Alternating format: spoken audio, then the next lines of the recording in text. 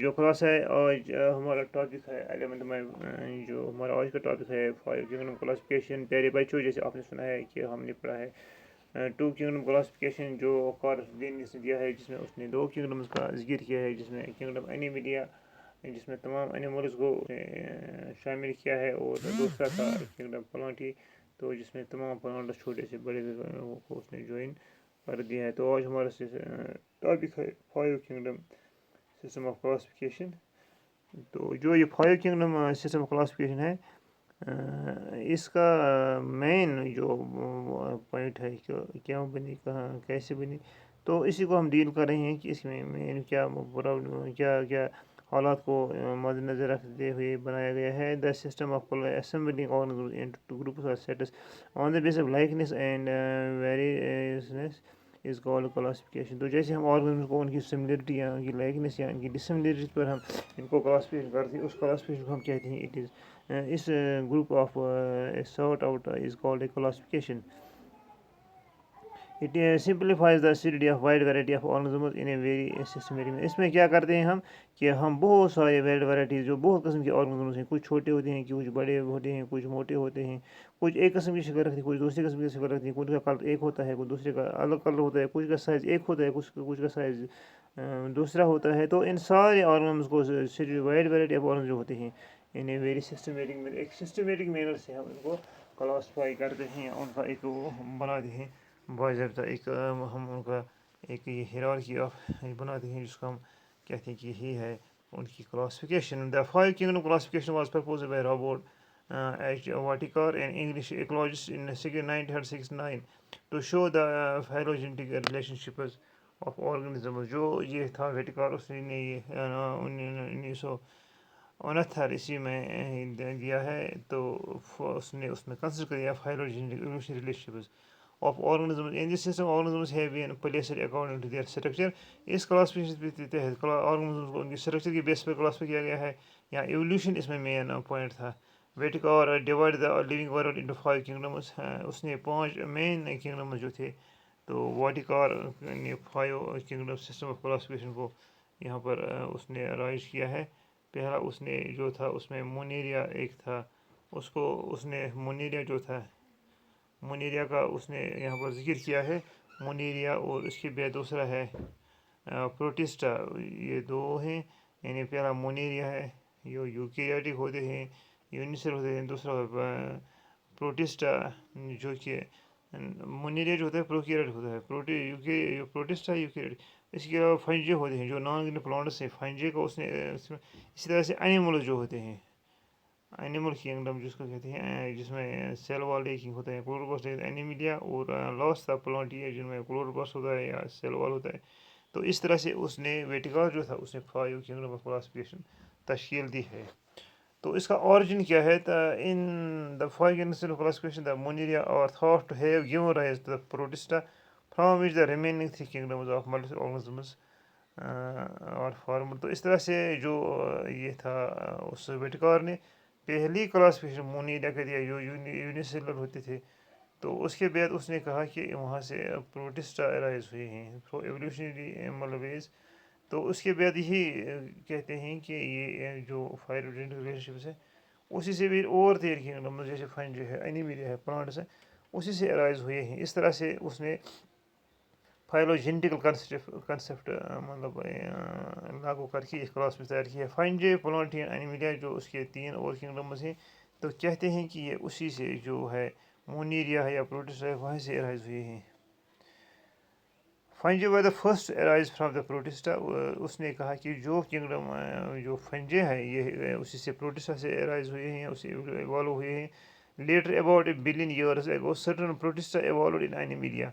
इसी तरह से तकरीबन 1 बिलियन ईयर्स के बाद प्रोटिस्टा होते हैं, तो उनमें से कुछ एनिमिया फॉर्म हुए हैं। Letter some years ago some protista evolved in plants. कुछ ऐसे भी बाद में कुछ और टाइम हो गया, तो इस तरह से बहुत सारे प्रोटिस्टा से इवॉल्व हुए हैं प्लांटी। तो इस तरह से ये उसने कह दिया कि फाइलोजेनेटिक रिलेशनशिप है।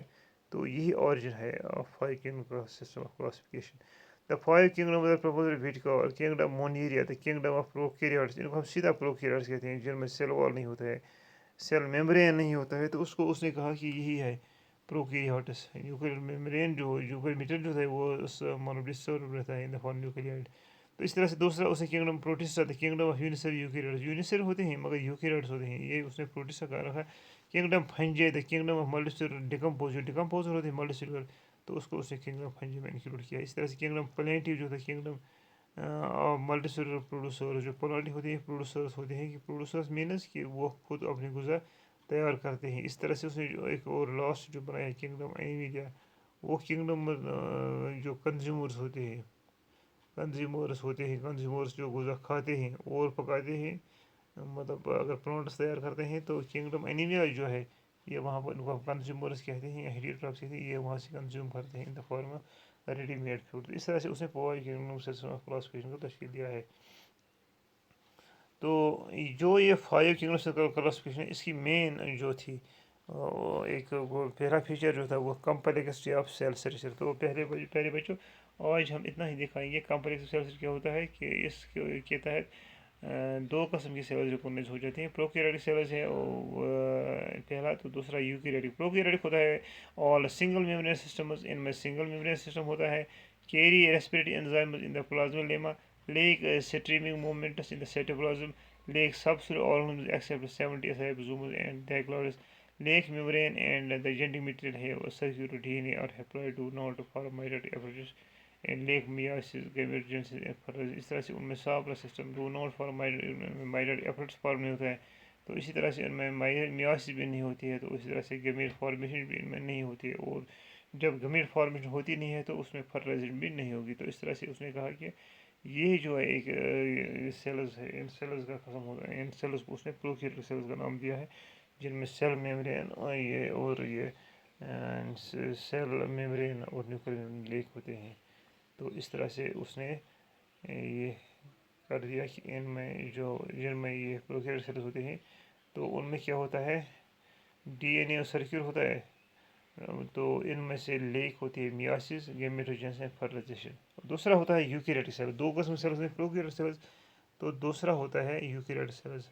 پروکیریوٹک سیلز بہت فرسٹ فارم سیلز ہوتے ہیں جن میں نیوکلیئر میمبرین نہیں ہوتے. مین پوائنٹ یہ ہے, تو نیوکلیس بھی نہیں ہوگا, اس میں کوئی میمبرین نہیں ہے. تو یوکیریوٹک سیلز ہیں, these are double membrane systems carry respiratory enzymes in mitochondria.